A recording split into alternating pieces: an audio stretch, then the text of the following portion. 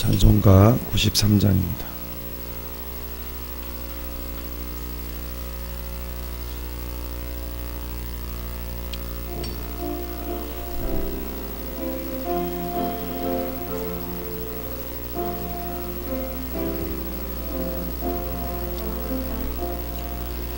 예수는 나의 힘이요 내 생명 대신에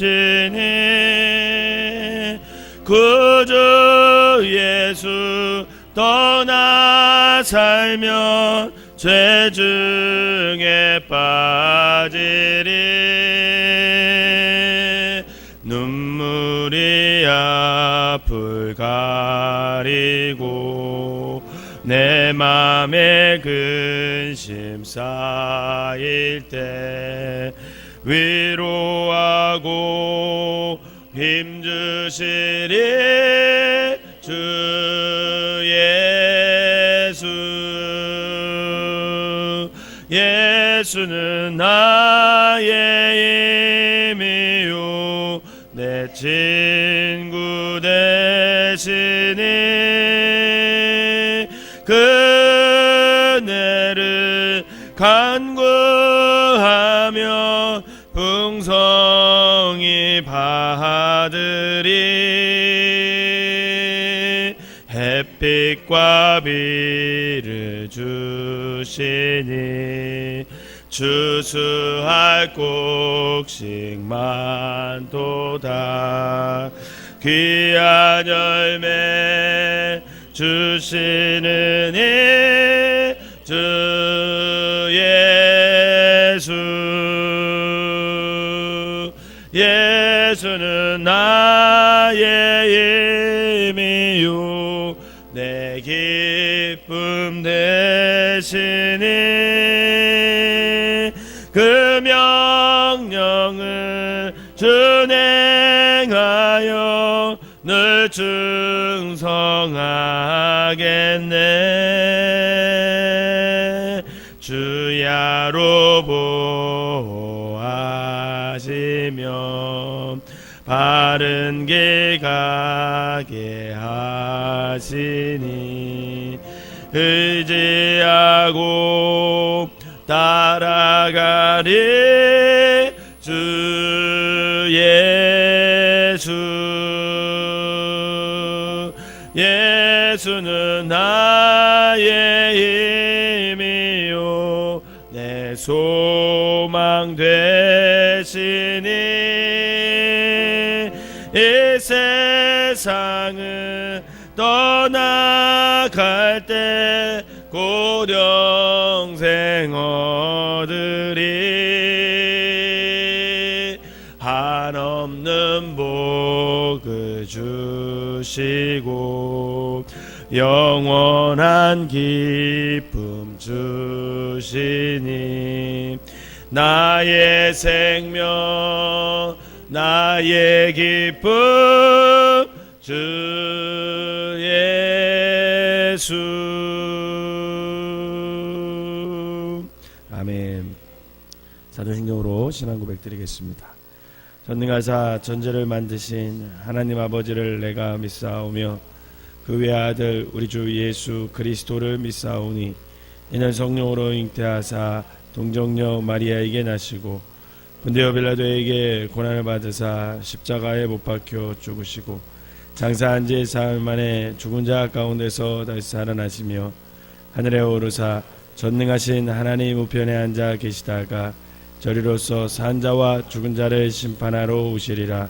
성령을 믿사오며 거룩한 공예와 성도가 소리구토하는 것과 죄를 사하여 주시는 것과 몸이 다시 사는 것과 영원히 사는 것을 믿사옵나이다. 아멘. 함께 은혜의 말씀은 사무엘상 13장 말씀입니다. 사무엘상 13장 말씀입니다. 사울이 왕이 될 때에 40세라 그가 이스라엘을 다스린 지 2년에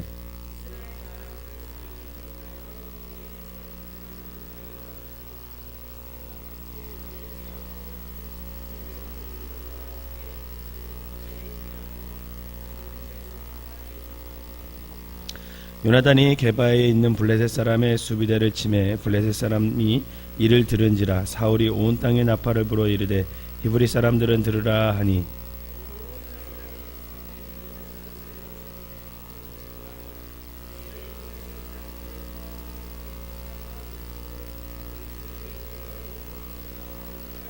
블레셋 사람들이 이스라엘과 싸우려고 모였는데 병거가 3만이요 마병이 6,000명이요 백성은 해변에 모래같이 많더라. 그들이 올라와 벳 아웬 동쪽 믹마스에 진침해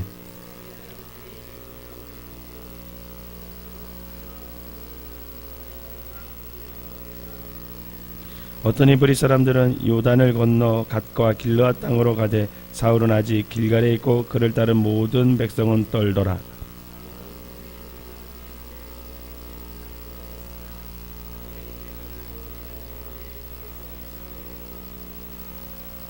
사울이 이르되 번제와 화목제물을 이리로 가져오라 하여 번제를 드렸더니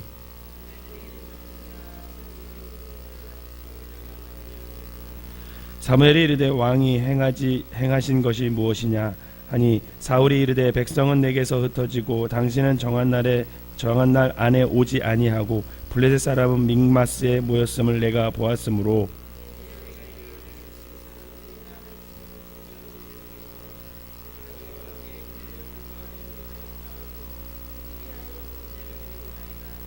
사무엘이 사울에게 이르되 왕이 망령되이 행하였도다. 왕이 왕의 하나님 여호와께서 왕에게 내리신 명령을 지키지 아니하였도다. 그리하였더라면 여호와께서 이스라엘 위에 왕의 나라를 영원히 세우셨을 것이거늘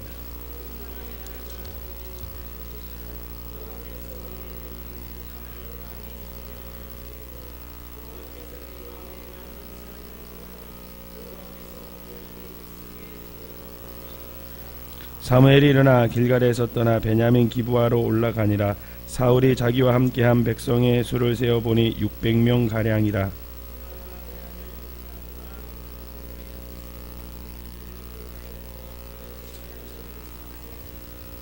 노략군들이 세대로 블레셋 사람들의 진영에서 나와서 한 대는 오브라 길을 따라서 수알 땅에 이르렀고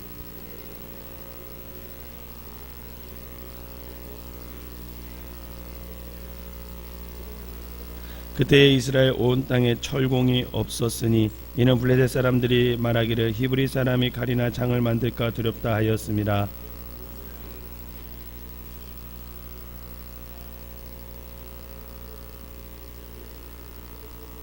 곧 그들이 괭이나 삽이나 새스랑이나 도끼나 새 채찍이 무딜 때에 그리하였으므로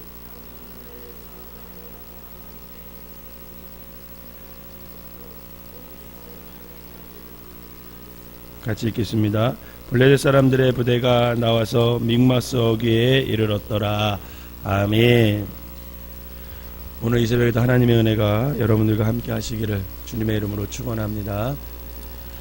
사람이 너무 다급하면 코너에 몰리게 되면 분별력을 상실하게 됩니다. 내가 어떻게 행동을 해야 되고 어떤 선택을 해야 되는지 그것을 해결하지 못하는 거죠. 그리고 결국은 실수를 하는 경우가 있어요. 그래서 우리가 삶을 살아가면서 어떤 코너에 몰리지 않도록 미리미리 좀 그것을 경계하고 준비하며 살아가는 것이 사실은 굉장히 중요합니다. 오늘 사울이 그랬어요. 지금 사울은 우리에게 사람이 다급하면 얼마나 위험한 일을 할 수 있고 실수를 할 수 있는지를 아주 잘 보여주고 있습니다. 그럼 오늘 사울이 언제 무슨 실수를 했을까? 사울의 실수는 늘 앙숙같이 지내는 이 블레셋과의 전쟁에서부터 시작됩니다. 사울의 아들 요나단은 자신에게 부여된 1000명의 특공대를 거니고 블레셋 사람의 수비대를 치러 들어갑니다. 아마도 사울은 이 전쟁을 통해서 자신이 왕으로 있는 이스라엘을 그 팔레스타인 주변의 열국들과 대등한 군사력으로 전쟁을 하게 됨으로써 이제는 한 공동체가 아니라 명실상부한 왕정 국가로 서게 되는 것을 대외적으로 알리려고 했던 것 같습니다. 그런데 이렇게 쳐들어간 것이 빌미가 되어 사울이 뽑은 3000명의 특공대보다 수십 배가 많은 블레셋 군인들이 쳐들어오게 되는데 오늘 성경에 보니까 병거가 3만이요 마병이 6천이요 해변가에 모래알 같이 많은 블레셋 백성들이 쳐들어오게 되는 계기가 됩니다. 여러분 이때 당시 병거라는 것은 뭐냐면 오늘날과 같이 말하면 탱크 같은 존재예요. 그리고 마병은 비행기 같은 제트기 같은 그런 역할을 하는 존재였습니다. 벌집 쑤셔놓듯 블레셋을 건드려 놨으니까 이제 사울과 그의 군사들은 이 엄청난 군사력 앞에 기가 죽고 도망가는데 6절에 이렇게 소개되어 있습니다. 6절을 한번 읽어볼까요? 시작. 이스라엘 사람들이 위급함을 보고 절박하여 굴과 숲풀과 바위 틈과 은밀한 곳과 웅덩이에 숨으며. 아멘. 이렇게 백성과 군사들이 흩어지게 되자 제 아무리 왕이라도 공포와 두려움이 그의 앞을 가로막게 됩니다. 여러분, 만약에 이렇게 두려움이 밀려올 때, 어떤 코너에 몰릴 때 최선의 방법과 차선의 방법이 뭐라고 생각하세요? 내가 만약 하나님을 믿는 사람이라면 이런 상황에 최선의 방법과 차선의 방법이 여러분은 뭐라고 생각하십니까?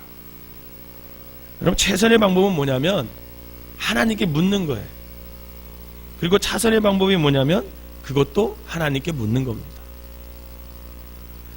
그러나 사울은 이 절박하고 절대절명의 순간에 하나님에 묻거나 또 하나님의 종을 찾거나 그렇게 하지 않고 스스로 생각하고 판단하여 하나님 앞에 번제를 드리게 되는 거죠.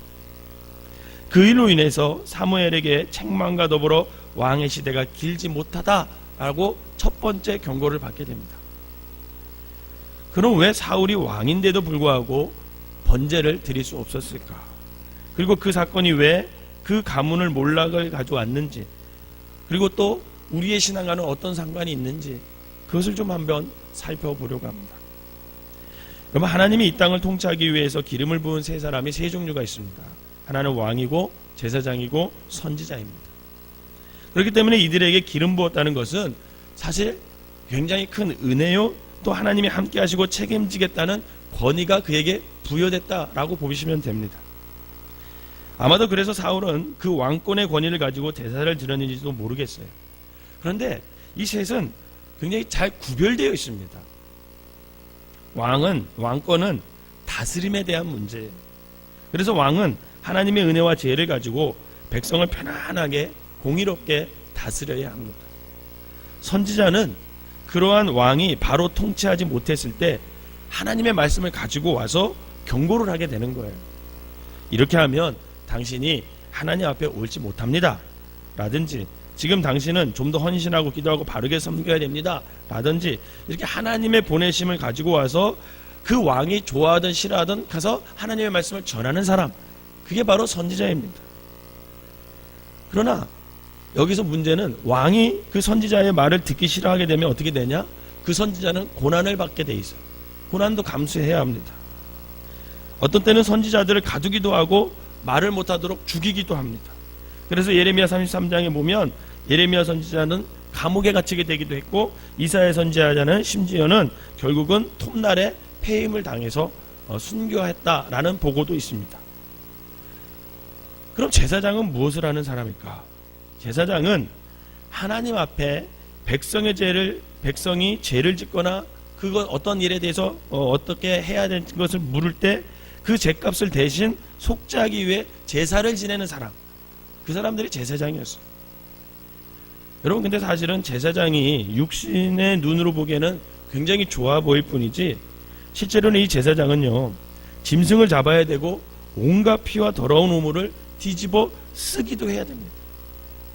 저는 가끔 구약을 읽을 때마다 야, 구약시대 제사장 했으면 큰일 날 뻔했다 이런 생각이 들 때가 있어요.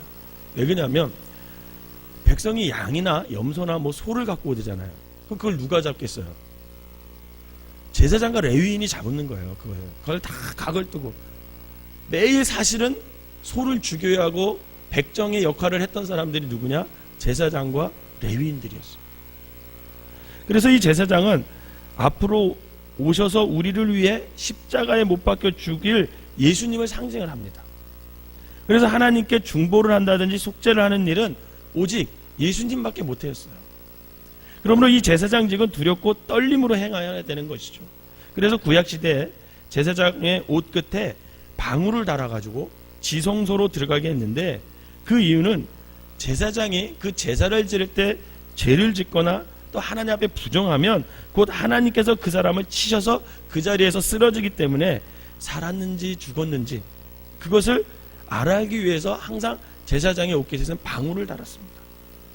그러므로 급하다고 제사장이 할 일을 아무나 해서도 안 되고, 또 아무리 하나님의 음성을 듣고 싶다고 해서 제사장이 아닌 다른 사람이 그 일을 대신할 수 있는 것이 아니었습니다. 그런데 사울은 자기도 기름을 부은 사람이고 자기 위에 더 높은 사람이 없다는 이유 하나만으로 급할 때 이 제사장이 드릴 제사를 자기가 직접 드리게 됐습니다. 물론 그도 핑계댈 수 있는 여러 가지 이유가 있었어요. 8절에 보면 사무엘이 이래가 되도록 오지 않았다. 그래서 자기가 제사를 드릴 수밖에 없었습니다. 이렇게 얘기를 합니다. 사무엘은 아마 사울에게 아마도 일주일 안에 오겠다고 약속을 한 것 같아요. 그런데 이래가 다 되도록 사무엘이 오지 않는 거예요. 그러니 이제 조금만 지나면 이래의 시간이 지나갑니다. 그 안에 제사를 드리지 않으면 하나님의 말씀도 듣지 못할 것 같고, 그렇게 되면 분명 블레셋과 싸움했을 때 자기들이 대패할 것 같은, 그래서 온 나라가 피비린내 나는 참담한 상황이 올 것 같은 그런 급한 생각이 그 사울을 사로잡게 되었어요. 그래서 급한 나머지 이 사울은 왕권을 이용하여 제사를 드리게 되는 거죠. 그런데 문제는 바로 그 시간에 사무엘이 도착한다라는 거예요. 그러니까 사울 생각에 사무엘이 안 올 것이라고 생각한 것이지, 실제로는 사무엘은 일주일 안에 왔다는 얘기입니다. 그리고 얼마든지 하나님 앞에 제사를 드릴 수 있었었고, 하나님의 도우심을 받고 사울은 전쟁에서 승리할 수 있었습니다. 그리고 나아가서 겸손한 왕으로서 그의 나라가 자손 만대까지 이어갈 수 있었습니다. 그러나 애석하게도 그는 자신의 생각을 따랐고 그의 현명하지 못한 판단으로 말미암아 나라는 물론이요 지금 자신의 가문의 당대에 막을 내리는 그런 슬픔을 당하게 됩니다. 사랑하는 성도 여러분, 신앙생활함에 있어서 중요한 게 뭐가 있을까? 뭐 여러 가지 중요한 게 있겠죠. 예배 드리는 것도 중요하고, 말씀을 읽는 것도 중요하고, 또 그 말씀대로 순종하며 살아가는 것도 중요하지만, 여러분, 우리가 신앙생활 하면서 우리의 삶 속에서 여러 가지 상황을 만나잖아요. 어떤 상황은 이것을 선택해야 될까, 또 이것을 선택할까. 수많은 우리의 상황 속에서 선택의 순간을 우리가 만나게 되잖아요. 여러분, 그럴 때 우리가 하나님의 뜻을 생각하고 하나님의 마음에 맞는 선택을 해야 할까, 아니면 내 방법대로 선택을 할까? 이것에 우리는 항상 놓여 있는 것이 사실 우리의 삶의 모습입니다. 사실 신앙생활 중에 많은 실수와 실패가 어디서 오냐 보면 바로 내 생각과 하나님의 말씀이 충돌할 때 거기서 오게 돼 있는 거죠. 저는 이때 만약 사울이 이런 판단을 했으면 얼마나 좋았을까. 이래 안에 온다는 사무엘을 기다리기보다는 그 나라의 운명이 경각에 달렸다면, 여러분, 사울이 사람을 보내서 사무엘을 모시고 오면 어땠을까? 그런 생각을 해봅니다.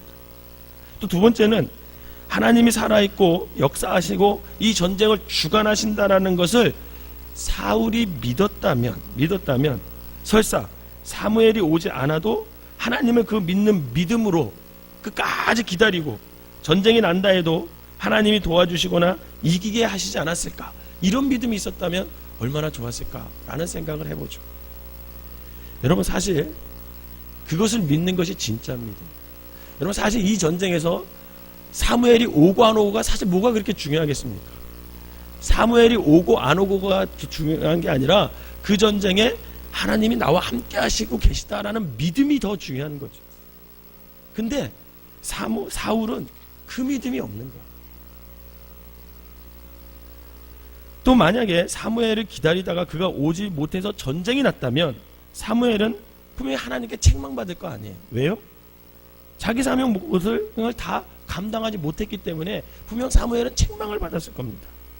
그런데 그것을 믿지 못한 사울은 당신이 안 왔기 때문에, 사무엘이 안 왔기 때문에 내가 제사를 드릴 수밖에 없었습니다. 이렇게 말하는 것은 어찌 보면 사울은 하나님을 믿기보다는 사람과 자신을 더 믿었다는 것이 그의 가장 큰 잘못이라고 할 수 있습니다. 또한 사울은 왕은 모든 것을 다 할 수 있다는 착각을 한 것 같아요. 그는 왕으로서 나라와 백성을 책임져야 한다는 의무가 너무 강했던 것 같습니다. 그 마음이 결국 하나님을 의지하기보다는 자신의 왕권을 의지하게 되었다라는 거죠. 바로 이 점을 우리가 조심하고 경계해야 됩니다. 우리도 가만히 보면 내가 부모로서 책임을 다 져야 된다는 의무감과 책임감이 너무 지나칠 때가 있습니다. 그래서 어떤 상황 속에서 하나님을 신뢰하고 그분에게 맡기는 것보다는 내 생각과 내 판단이 더 우선할 때, 그게 바로 사울의 왕처럼 우리가 하나님을 의지하기보다는 자신을 의지하게 되는 경우가 너무나 많은 거죠. 이것이 바로 나라고 하는 사람의 왕권을 가지고 하나님이 하시는 제사장의 권한을 대신하는 그런 일과 동일하다라는 것입니다.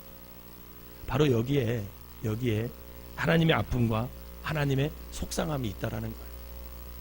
사랑하는 성도 여러분, 하나님은 하나님의 사람이 당신을 의지하지 않고 자기의 능력과 책임감과 지혜를 의지하여 모든 일을 행할 때 그것은 하나님이 속상해한다라는 거예요.